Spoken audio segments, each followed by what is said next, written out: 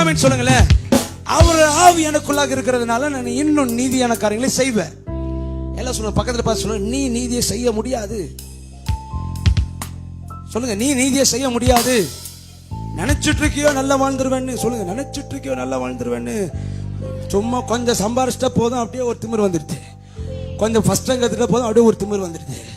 ஒரு ஆமென் சொல்லுங்களேன். கொஞ்சம் நல்லா பிரசங்கம் பண்ணிட்டா போதும் ஒரு திமிர் வந்து என்ன சொன்னேன் ஒரு ஆமென் சொல்லுங்க. கொஞ்சம் நல்ல பாட்டு பண்ணா அப்படியே ஒரு திமிர் வந்துடுது. ஒரு ஆமென் சொல்லுங்களேன். எல்லாம் சொல்லுங்க, என்னுடைய திமிர் நிமித்தமா அல்ல, அவருடைய அபிஷேக திமிர் நிமித்தமாய்.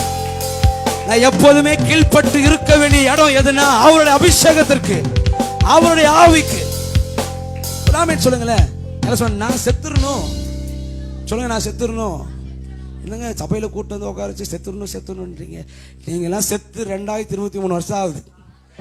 அது உங்களுக்கு தெரிஞ்சிச்சுன்னா நீங்க நல்லாவே வாழ்ந்துருவீங்க. நீங்க செத்து போயிட்டீங்க.